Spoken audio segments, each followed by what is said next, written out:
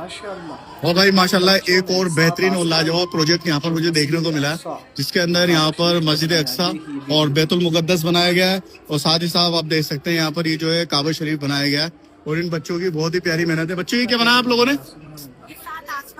اچھا یہ 7 آسمان کا، واہ دیکھو کتنا اچھا 7 آسمان کا انہوں نے بالکل ہے نا ڈیزائن اس طریقے سے بنایا۔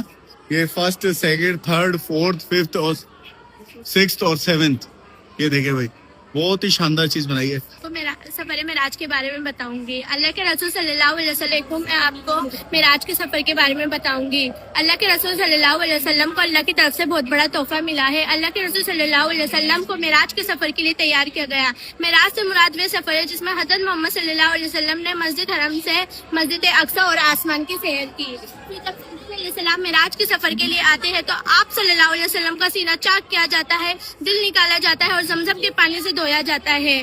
اس کے بعد جنت سے لائی گئی ایک سواری براق پیش کی گئی۔ لائٹ کو عربی میں برق کہتے ہیں۔ لائٹ کی جتنی اسپیڈ تھی اس سے کئی گنا زیادہ براق کی اسپیڈ تھی، اور اس اسپیڈ سے سفر شروع ہوا۔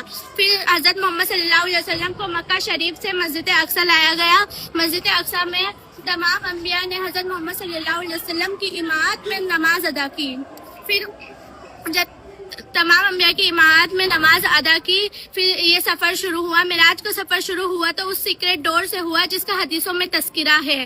پھر دروازہ کھلتا ہے تو فرشتے پوچھتے ہیں کون ہے؟ تو جبرائیل علیہ السلام نے کہا میں ہوں اور میرے ساتھ محمد صلی اللہ علیہ وسلم ہے، کیا آپ کو آنے کی اجازت ہے؟ ہاں ہمیں آنے کی اجازت ہے۔ یہ مکالمات پورا ہونے کے بعد دروازہ کھلتا ہے۔ پھر حضرت محمد صلی اللہ علیہ وسلم پہلے آسمان پر حضرت آدم علیہ السلام سے ملتے ہیں اور حوا علیہ السلام سے ملتے ہیں۔ اسی طرح دوسرے آسمان پر عیسیٰ علیہ السلام اور یحییٰ علیہ السلام سے ملتے ہیں۔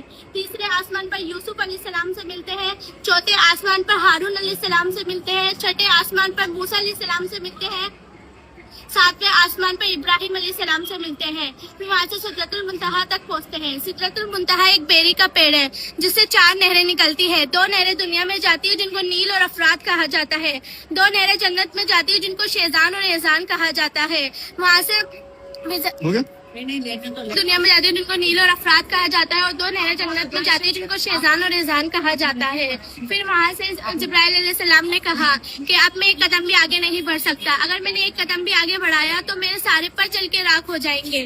پھر اللہ کے رسول صلی اللہ علیہ وسلم خود بخود آگے کا راستہ طے کرتے ہیں اور وہاں سے بیت المعمود تک پہنچتے ہیں۔ بیت المعمود 7ویں آسمان پر سیدھے کعبے کے اوپر ہے جہاں فرشتے طواف کرتے ہیں۔ جیسے انسان کعبے کا طواف کرتے ہیں ویسے فرشتے بیت المعمود میں طواف کرتے ہیں۔ پھر وہاں سے آگے چل کر اللہ تعالیٰ کے حاضر ہوتے ہیں، اللہ تبارک تعالیٰ کی بارگاہ میں حاضر ہوئے تو جاگا اللہ کے نبی نے فرمایا التحیات اللہ والصلوات والطیبات، یعنی تمام قولی فعلی اور مالی عبادتیں اللہ کے لیے ہے۔ پھر اللہ کا ارشاد ہوا السلام علیکہ حی النبی رحمۃ اللہ وبرکاتہ، یعنی اے نبی آپ پر سلامتی ہو، اللہ کی رحمت اور اس کی برکت ہو۔ پھر ہمارے نبی صلی اللہ علیہ وسلم نے اس دعا میں تمام نیک لوگوں کو اس طرح شامل فرمایا السلام علینا والا عباد اللہ صالحین، یعنی سلامتی ہو ہم پر اور اللہ کے نیک بندوں پر۔ اللہ اور اللہ کے رسول کی ان باتوں کو سن کر تمام فرشتوں کی زبان سے یہ لفظ ظاہر ہوئے ہیں اشہد ان لا الہ الا اللہ واشہد ان محمد عبدہ ورسولہ، یعنی میں گواہی دیتا ہوں کہ اللہ کے سوا کوئی عبادت کے لائق نہیں، اور میں گواہی دیتا ہوں کہ حضرت محمد صلی اللہ علیہ وسلم اللہ کے نیک بندے اور اس کے رسول ہے۔